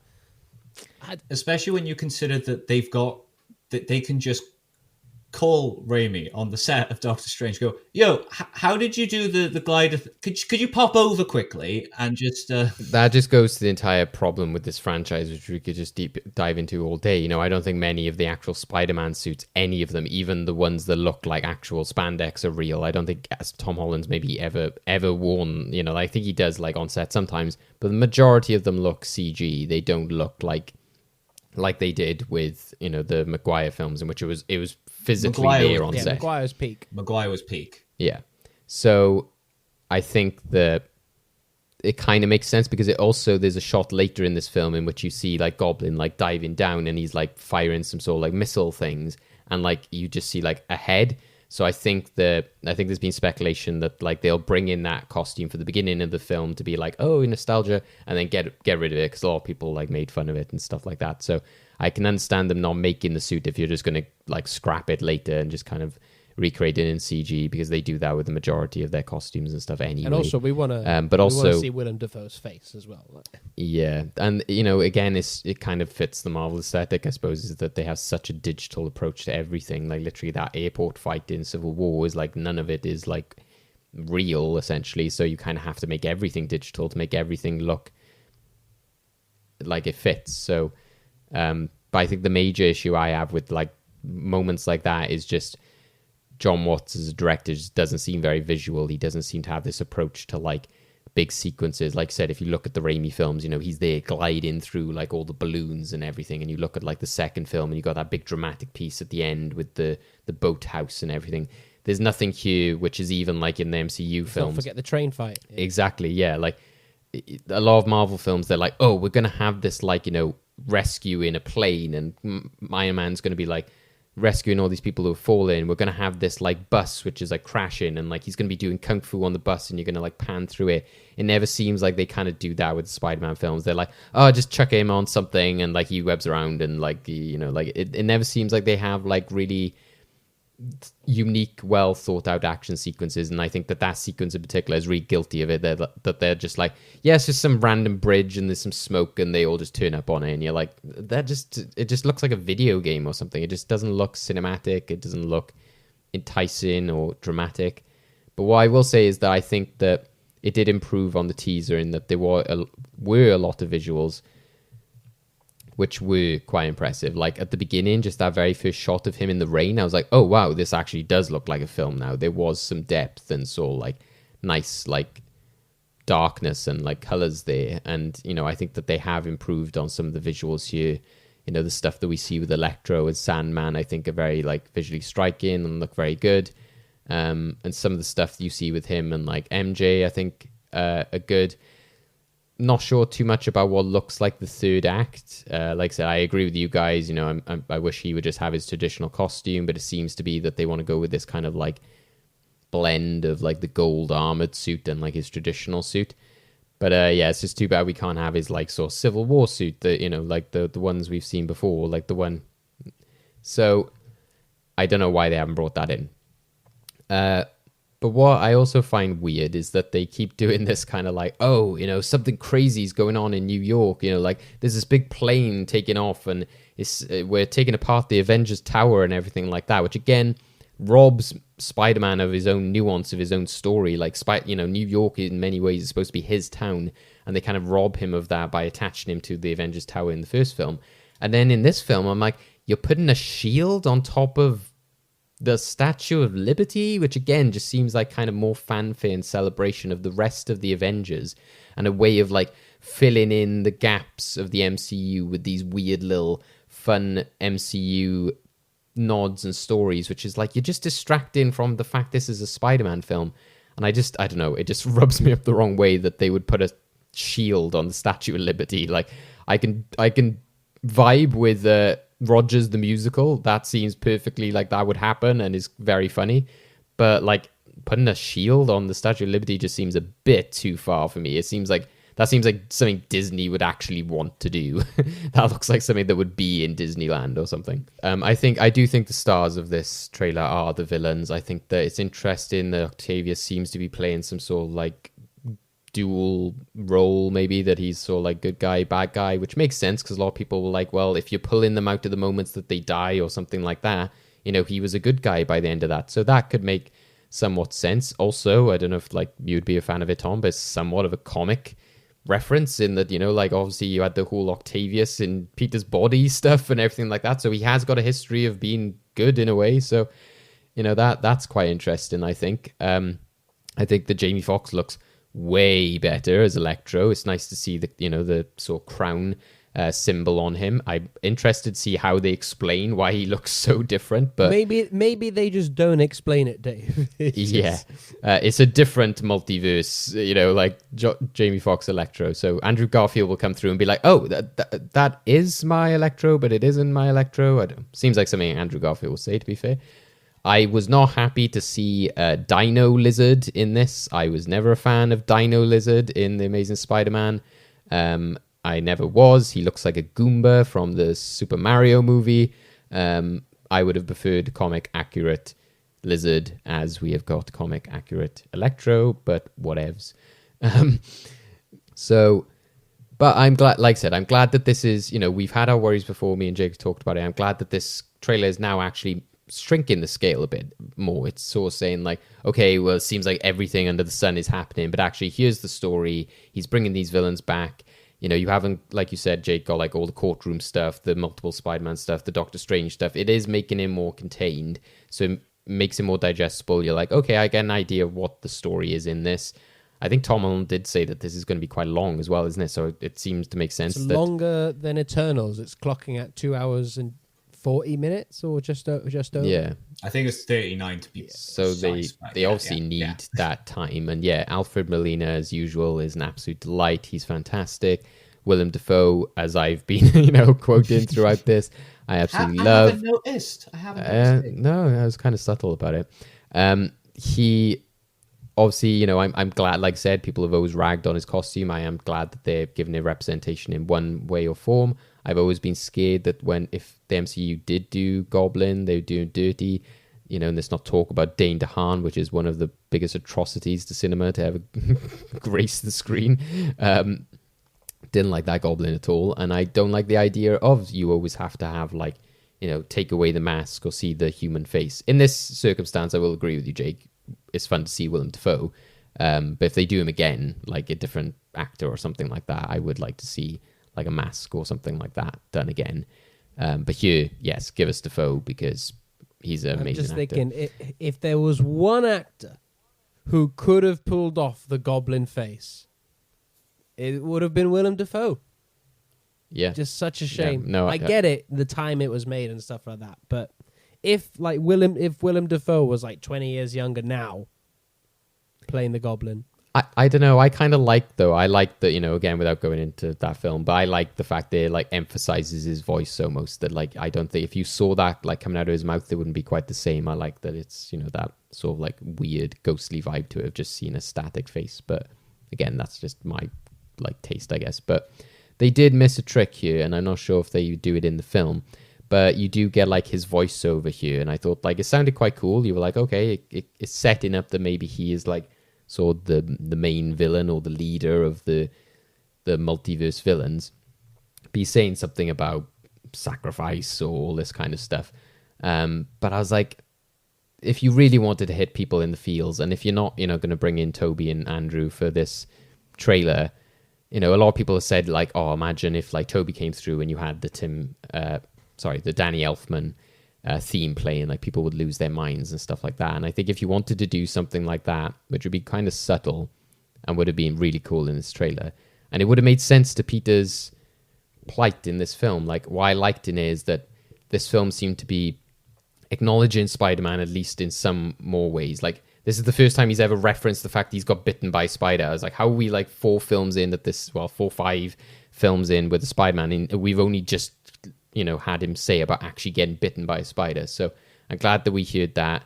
And I'm glad that we're seeing more of his morals, more of the idea of like protecting people, and he doesn't want them to die. I think that is a really nice like element to bring in there, which I think works really well. And I think we were saying about before, Tom, like I like the character work here. It's just that like visually I'm not seeing Spider-Man, but I am seeing him in the character, which I think is effective. But what would have really been cool and like would have linked into that element, that sympathetic element they're playing with Peter, is to have Green Goblin is having a voiceover saying like, I chose my path, you chose the way of the hero, and they found you amusing for a while, the people of this city, but the one thing they love more than a hero is to see a hero fall, die trying. In spite of everything you've done for them, eventually they will hate you. And I'm like, if they had just had that, eventually they will hate you, how perfect would that have been to the whole like framing him for the murder of Mysterio and everything? I was just like, you gotta do this, Sony, please put it into the film. Just like have that like voiceover. It just makes so much sense. But yeah, so I'm a lot more like optimistic. I enjoyed it a lot more. I was pausing throughout it, being like, ooh, what's all this kind of stuff. But again, I think it's very much like Far From Home and stuff. I'm like, I can still enjoy it as an MCU film, maybe not so much as a Spider-Man film, but I'll get more of a kick out of this because I'm getting like some of the traditional villains, etc. But I am curious, do you guys, we're seeing most of the villains, but surely there's got to be a 6. You can't, maybe the fact that Octavius isn't actually, evil maybe doesn't even make it 5 of the 6, but why bring in so many villains and, not do 6? Well, there is, that line right at the end of the trailer where Doctor Strange is like, I can't stop them all from coming through. So, there is that implication. 60.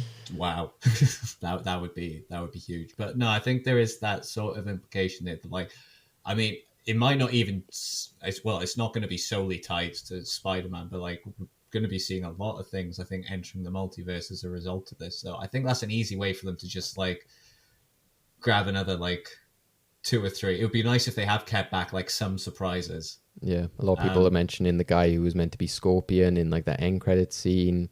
There's still Vulture, Vulture's in the Morbius film, but he's not in this, or Mysterio I think would be fun, etc. But imagine it was all just an illusion by Mysterio, just this entire film. That'd be fun. So yeah, that's our thoughts on the Spider-Man trailer. Yeah.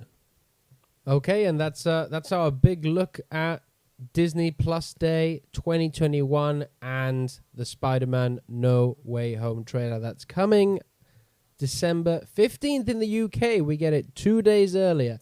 Going back to the traditional, always getting the MCU films a couple of days, sometimes even a couple of weeks earlier than the US. So stick it. But yes, for the rest of the world, that comes out December 17th. I'm very excited to see what happens there and if we will get the Sinister Six. All will be revealed. According to Amy Pascal, all will definitely be revealed after we see this film. So thank you all for listening with us. Thank you all for listening to this episode. We appreciate people coming on board every week, listening to us speculate, discuss, and geek out. But if you want to continue the conversation with us, Tom, what are you getting up to, and where can the people find you? The people can find me on Twitter. I'm not getting up to much at the moment, apart from very slowly writing my comic book. But I am very active on Twitter at the moment, so feel free to just pop up, say hi, or argue with me even. I like a good argument. That he does. And Dave, how about yourself? Yeah, you can catch me over on Twitter where I'm reacting to stuff like the trailer, pointing out bizarre, kooky stuff. Hopefully reacting to stuff like Hawkeye as it comes out. And also recently reshared my Spider-Man video essay saying about him being the first Avenger, as we have talked about today, as he has had such a big influence. So it seemed perfect time to revisit that. And it has, turned a lot more views and a lot more people. There's been a few comments saying that they really enjoyed it. So thank you for the support. Go check it out if you haven't, as it talks all about why those films are so influential and such a good representation of Spider-Man. Well said, Dave. Well said. And as for me, you can also find me on Twitter at SweatyJake. Now getting into the hype of the Matrix Resurrections, and we get ever closer to that. And also catch me on Letterboxd at Jake Hart, rating and reviewing all the films I am watching. And as for the show, you can find and follow us on Twitter and Facebook at Cowls Masks. And whether you use Anchor, Spotify, Google, or Apple Podcasts, subscribe and follow us on there. And if you're on Apple, leave us a rating and a review, as it all helps us go up in the rankings. So thank you all for listening. We'll see you all next week. Stay safe, everybody. Goodbye. The heart, Osborn. First we attack the heart.